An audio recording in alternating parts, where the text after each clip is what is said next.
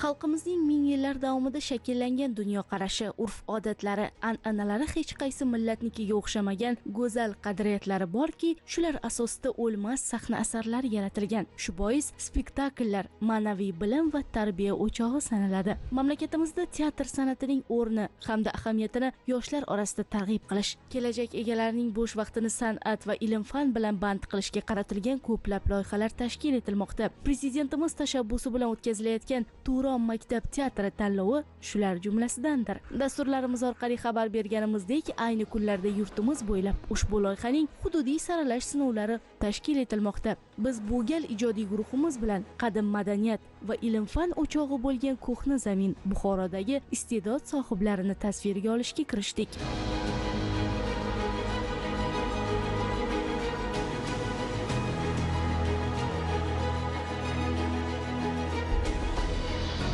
Ayni hududdan 2000 dan ortiq jamoalar loyihada ishtirok etish istagini bildirgan. Maktabgacha va maktab ta'limi vazirligi tomonidan o'tkazilayotgan ushbu tanlov o'quvchilar o'rtasida teatr san'atini keng targ'ib qilish va maktablarda teatr studiyalari faoliyatini rivojlantirishga xizmat qilmoqda. Mazkur loyiha yo'lga qo'yilganiga qisqa vaqt bo'lishiga qaramasdan, o'z atrofida ko'plab intiluvchan o'g'il-qizlarni birlashtira oldi. Statistik ma'lumotlarga ko'ra, viloyatdagi 546 ta umumiy o'rta ta'lim maktablarida yoshlar teatr to'garaklari tashkil etilgan bo'lib, hozirgi kunda ularda 12544 nafardan ziyod o'quvchi yoshlar teatr san'atidan saboq olmoqda.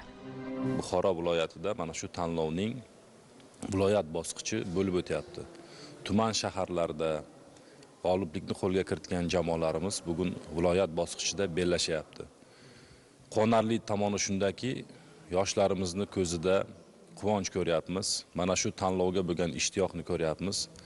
O'tgan yili mana shu tanlovda ishtirok etish uchun 1000 dan ortiq jamoalar ariza topshirgan bo'lsa, bu yili 2000 dan ortiq jamoalarimiz, 17000 ga yaqin o'quvchilarimiz mana shu tanlovda ishtirok etish istagini bildirgan va bu albatta o'tgan yilga nisbatan ancha ortgan. Shu munosabat bilan bu tanlovni ommaviylashib borayotganligini, bu tanlovni mana shu o'quvchilarimiz orasida yaxshi qabul qilinayotgani, ya'ni o'quvchilarda bu tanlovda ishtirok etishga xohish juda ham yuqori ekanligini yorqin misoli sifatida mana bugungi mana shu viloyat bosqichida ko'rishimiz mumkin. Albatta jamoalarimizni hammasi puxta tayyorgarlik ko'rgan, ustozlarimiz ko'maklashgan bu tanlovda, ota-onalarimiz qo'llab-quvvatlashgan.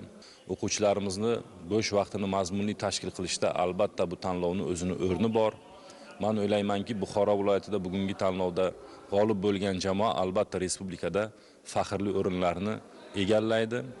Inson ma'naviy olamini yuksaltirishda, ong va tafakkurini teranlashtirishda teatr san'atining o'rni beqiyos. Bir so'z bilan aytganda, san'at odamlarni ezgulikka chorlaydi, yaxshilikka undaydi, eng go'zal his-tuyg'ularni in'om etadi. Teatr shunchaki tomoshaxona emas, balki tarbiya, madaniyat, ma'naviyat va ma'rifat maskanidir. Shu bois ham tanlov yoshlarni bo'sh vaqtini mazmunli tashkil etish barobarida ular orasida jamoa bo'lib ishlash, notiqlik san'atini rivojlantirish, yurtimizning tarixini anglashlariga zamin yaratmoqda. Biz Buxoro viloyati Qorako'l tumanining adolat jamoasi ayni damda shu tuman bosqichidan o'tib, viloyat bosqichiga yo'llanmani qo'lga kiritdik. Muhtaram prezidentimiz biz yoshlarga mana shunday imkoniyatlarni yaratgani uchun tashakkur bildiraman. Biz aynan mana shu Turon maktab teatr tanlovi orqali jadidlar haqidagi bilimlarimizni orttiryapmiz, o'z qobiliyatlarimizni sahnada erkin namoyish qilyapmiz va turli xil imkoniyatlarni qo'lga kiritmoqdamiz. Maktabimizda Turon jamoasi tashkil qilingan, unga o'sha bizning maktab ma'naviyatchimiz rahbarlik qiladi. Turon tanlovida biz respublika bosqichiga yo'llanmani qo'lga kiritish uchun muntazam 4 oydan buyon doimiy ravishda tayyorlanmoqdamiz. Ishtirokchilar dastlabki tanishtiruv shartida o'zi yashayotgan hudud, ta'lim olayotgan maktab va jamoasi haqida ma'lumotlar berar ekan, milliy qadriyatlarimizni o'zida ifoda etgan liboslarga ham alohida urg'u berishganligini guvohi bo'ldik. Tanlovda qatnashish uchun O'zbekiston teatr tarixi haqida o'rgandik, dramaturglarning hayotini, keyin aktyorlar bilan tanishdik, qaysi rolni kim ijro etgan, adabiyot, tarix darsliklarini mukammal o'qib chiqdik, o'rgandik. Bizni maqsadimiz Turkiyaga sayohatni yutib olish. Biz ushbu tanlovda birinchi marta qatnashishimiz emas, ikkinchi marta shu viloyat bosqichiga qatnashish imkoniga ega bo'ldik. O'tgan yili ham tayyorlanib, tanlovda shu yaxshi asarlarni olib chiqdik va faxrli ikkinchi o'rinni oldik. Mana shu yil umidimiz katta. Turon teatri bizga nima berdi? Turon teatri bizga notiqlik san'atini o'rgatdi. Bizga juda ham ko'p teatr bilimlarini berdi. Bizning teatrga yanada mehrimizni oshirdi. Mahmudxo'ja Behbudiyning ulkan ilmiy va adabiy merosi, hikmatli o'gitlari bir asrdan oshdiki, xalqimizning ma'naviy hayot yo'lini yoritib kelayotgan mayoqdir. Ayniqsa, bu durdonalar yoshlar tarbiyasida beqiyos ahamiyatga ega. Ikkinchi shart teatr ibratxona deb nomlanishi ham ana shu jihatlarni chuqur singdirishda muhim ahamiyat kasb etadi. Biz Pirimqul Qodirovning Yulduzli tunlar romanidan parcha tayyorlab keldik. Bu tanlov bizda ko'proq do'st orttirishda, kitoblar o'qishimizda va ko'proq bilimimizni oshirishimizda yordam beryapti. Biz yoshlarga berilgan ishonchni oqlab, ajdodlarimizga munosib avlod bo'lib yetishamiz. Turon maktab teatr tanlovida o'quvchilarimiz juda ham faol qatnashdi. Bu yergacha kelishning o'zi bo'lmadi. Hozir birinchi shart bo'yicha chiqqanimizdan so'ng juda ham hayajonimiz kuchli. Ularning hayajoni bizda ham aks etyapti. Bunday tanlovlarning tashkil etilishi albatta yurtimiz yoshlarini birdamlikka, ahillikka chorlaydi. Biz bugun jamoamiz bilan birgalikda Amod Temur obrazini olib chiqdik. Biz o'tmish, kelajak va bugunni bog'lamoqchi bo'ldik va o'ylaymanki, buni uddasidan chiqa oldik. Bu tanlovni tuman bosqichda o'tganimizda, hatto maktab jamoamizga qo'yib berganimizda yosh o'quvchilarimiz kelib, ustoz biz ham qatnashsak bo'ladimi, qanaqa shartlarda bo'lyapti deb bizdan so'rayapti-da. Juda ham ko'tarinki kayfiyatda qabul qilishyapti. Umuman olganda teatr haqiqatan ham ibratxona ekanligini Behbudiy bejizga ta'kidlamagan. Bu hodisani masalan o'tgan yil boshlangan bo'lsa, bu yil uning davomi sifatida ko'ryapmiz. Haqiqatan ham ibratni, madaniyatni, ma'naviyatni yuksaltiryapti deb o'ylayman. Kogon shahrining ibrat jamoasi barchaning ko'nglini zabt etgani bor gap. Ular birinchi shartda ham 5 ta savolga to'liq javob bera olishdi. Ikkinchi sinov jarayonlarida spektakldan epizodni professional aktyorlardan kam bo'lmagan holda sahnalashtirishgani e'tirof etildi. Ma'lumot o'rnida aytish joiz, ushbu jamoa o'tgan mavsumda respublika bosqichida 4-o'rinni egallagan edi.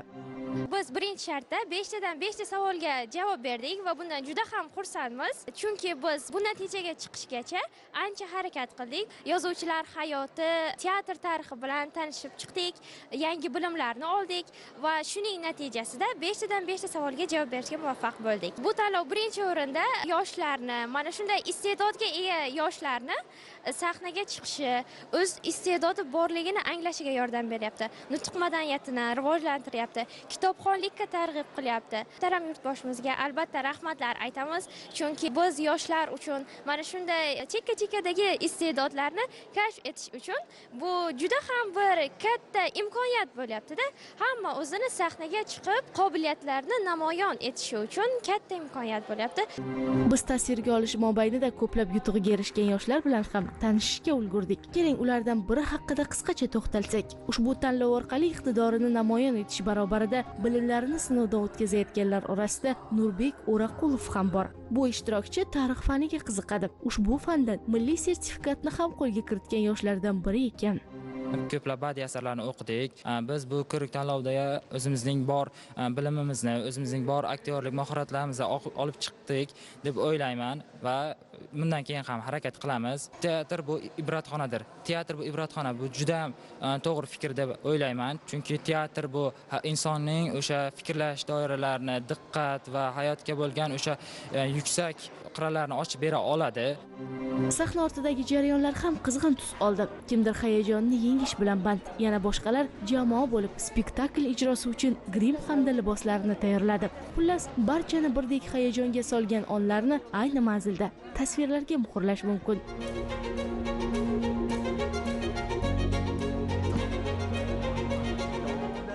Teatr san'atini sevgan inson har bir sohada o'z ishini bilimli, mukammal darajadagi kasbini egasi bo'la oladi deya olaman. Teatr shunchalik sehrli, shunchalik nima deydi, insonlarni o'ylashga, fikrlashga harakat qildiradigan bir dargoh. Haqiqatdan ham biz mana aktyor bo'lib, aktrisa bo'lib, mana shu kasbimiz orqali insonlarga ma'lum bir darajada o'zlarini tashqaridan ko'rsatib berishga harakat qilamiz. Ma'lum bir darajada tarbiyalashga, ibrat bo'lishga harakat qilamiz. Bu tarbiya maktabi ayniqsa shu yoshlar, bolalar o'quvchilar orasida teatrga qiziqish juda katta ahamiyatga ega deb bilaman. Bular o'smirlar har bir narsani to'g'ri tushunadigan payti hozir. Mana shu Ibrat maktabida biror bir asarni qo'yib bersangiz, ana o'shandan to'g'ri ma'noda xulosa chiqaradigan davrdalar. Shuning uchun hozirgi tanlovlar juda ham kerak deb o'ylayman yoshlarimiz uchun, o'smirlarimiz uchun. Aktyor, aktrisa bo'lish oson emas. Uni o'ziga yarasha qiyinchiliklari bor, mas'uliyatlari bor. Dunyo qarashi keng bo'lish kerak. Mana birinchi bosqichda savollar bor. Teatr haqida, san'at haqida. U har tomonlama mukammal darajada bo'lish kerak. Teatrni sevgan inson, aktyor bo'laman degan inson. Shuning uchun teatrga bu yuzaki qarash kerak emas. Tanlagan asarlari o'zlariga juda ham yarashib turgan, berilib o'ynayotgan yoshlarimizni ham ko'rib turibmiz.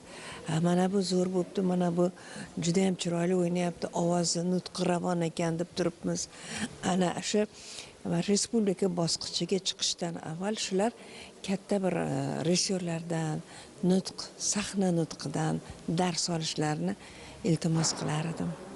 O'ziga berilgan personajni mahorat bilan gavdalantirgan havaskorlar ikkinchi shartda namoyish etayotgan asar qahramonlarining xarakterini ham puxta o'rganishgani sezildi. Turon maktab teatri tanlovi havaskor o'quvchilarning bir jamoa bo'lib g'oliblik uchun kurashishga undamoqda. Bu esa ularning zimmasiga ulkan mas'uliyatni yuklaydi. Biz Mopkin tuman 36-maktab nihol jamoasimiz birinchi shartdan yaxshi o'tdik deb ishonamiz. Savol-javoblardan 5 ta savoldan 2 tasiga javob berdik. Keyingi ikkinchi shartda biz ulug' siymolarimiz, obrazlarni gavdalantiramiz. O'ylaymizki, yaxshi tayyorlandik va birinchi o'rinni qo'lga kiritamiz. Shunday qilib sarhisob fursati yetdi. Hakamlarning xulosasiga ko'ra, o'tgan mavsumning viloyat bosqichida g'oliblikni qo'lga kiritgan Ibrat jamoasi yana bir bor final yo'llanmasiga ega bo'ldi.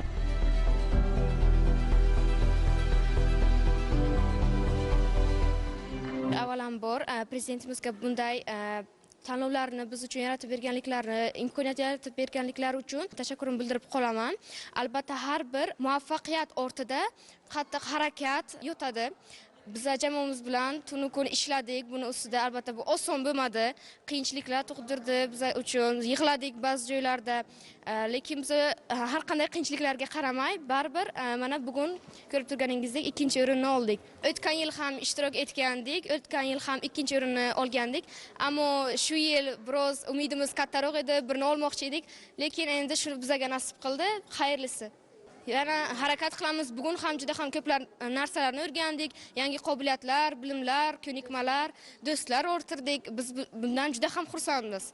Eslatib o'tamiz, tanlovning respublika bosqichida birinchilikni egallagan jamoa xorijiy davlatga ta'lim sayohati yo'llanmasi bilan taqdirlanadi. Biz esa keyingi dasturimizda vodiy gavhari bo'lgan Farg'onada bo'lib o'tgan tanlov tafsilotlarini yetkazamiz. Shunday ekan, jarayonlarni biz bilan kuzatib boring.